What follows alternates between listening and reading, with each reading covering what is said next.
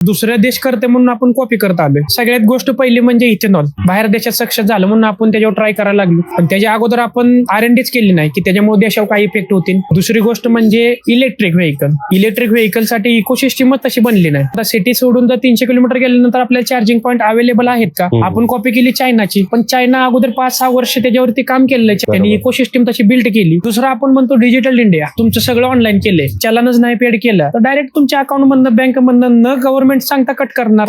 हिटलरशाही चालू झाली नाही. ट्रान्झॅक्शन म्हणजे चुकून एक लिंक आली मला आणि त्या लिंक वरती क्लिक केलं, समजा चुकून झालं माझ्याकडनं आणि माझ्या अकाउंट मधलं 1 लाख रुपये कट झालं, मी तक्रार कोणाकडे करायची? आता माझ्याच केसमध्ये माझे 5,000 रुपये कट झाले माझ्या अकाउंट मधनं बँकेतनं. मी पोलीस स्टेशनला गेलो, ज्या ठिकाणी पोलिसाला तक्रार केली, ज्या पोलिसापाशी जा त्या पोलिसांना स्वतःचं व्हॉट्सअप पण इन्स्टॉल करायचं नाही. मी असं म्हणत नाही की त्यांना येत नाही, पण त्या पोलिसांना पण घेतलंय कशासाठी? जे क्रिमिनल आहेत त्यांना सापडण्यासाठी किंवा पकडण्यासाठी घेतलेलं आहे. त्यांच्या ठिकाणी ते पण कमी नाहीत, पण ही प्रॉब्लेम त्यांनी सॉल्व्ह करू शकणार नाहीत ना. त्यांची कॅपेबिलिटी ही चेक करून घेतली, त्यांचं फिजिकली क्रिमिनलला पकडू ह्यासाठीच घेतलेलं आहे. ह्यासाठी एक सेपरेट डिपार्टमेंट दिलं पाहिजे. गव्हर्नमेंटनं दिलं असेल पण ऍक्च्युअल मध्ये ती वर्किंग मध्ये नाही.